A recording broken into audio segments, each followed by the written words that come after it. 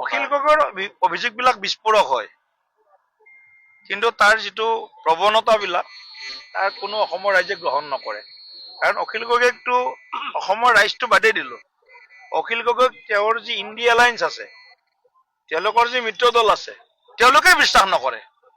গতিকে অখিল গগৈৰ ওপৰত মন্তব্য দি লাভ নাই। আৰু সম্পূৰ্ণ প্ৰৰোচনামূলক ভিত্তিহীন কিছু কথা অখিল গগৈ ডাঙৰীয়াই বক্তব্য আকাৰে ৰাখিছে। গতিকে মই সকলো বক্তব্যক খণ্ডন কৰিছো, নস্যাৎ কৰিছো। অখিল গগৈৰ চাওক, মই এটা কথাই কৈছো, অখিল গগৈ বিজেপিৰ বুথৰ সভাপতিও লগ নকৰে, বিজেপিৰ নেতা আৰু MLA MP বাদ দিয়ক।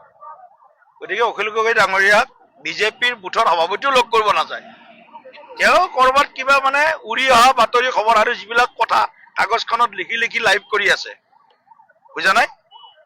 উৰি অহা বাতৰি যিটো কয়, এনেও তাৰে যিখিনি যেতিয়া কুইজ কম্পিটিশ্যন হয়, যেতিয়া এটা প্ৰশ্ন উত্তৰ দিব নোৱাৰে পাছ কৰে, যদি তেওঁ শুদ্ধ উত্তৰ দিয়ে 5 নম্বৰে বা আধা নম্বৰে পায়। অখিল গগৈ আধা নম্বৰটো বাদ দিয়ক, অখিল গগৈ তাতে 10ৰ ভিতৰত 0 নম্বৰ পাব। তেওঁ যিখিনি বক্তব্য দিছে 10ৰ ভিতৰত 0 অখিল গগৈ। মই এইটো প্ৰত্যাহ্বান অলপ আগতে মই বৰপেটাত কৈ আহিছো। অখিল গগৈ ডাঙৰীয়াৰ যিটো বিশ্বাসযোগ্যতা 0 আজিৰ দিনত।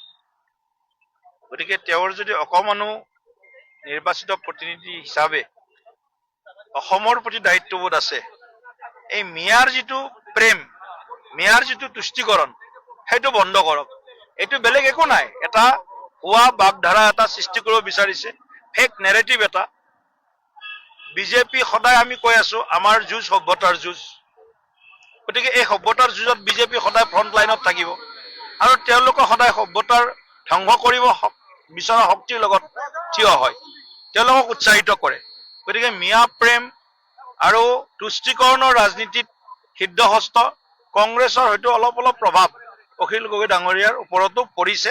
সেইকাৰণে অখিল গগৈ ডাঙৰীয়াই সদায় মিয়া প্ৰীতি, মিয়া প্ৰেম, মিয়াৰ সুৰক্ষাৰ কথা কয়। আৰু এইটো কালি যিটো মোৰ ভাৰ্চুৱেল কনফাৰেন্সৰ বিষয় ৰাখিছে, এইটো তুষ্টিকৰণ, মিয়া প্ৰেমৰ এটা উদাহৰণ।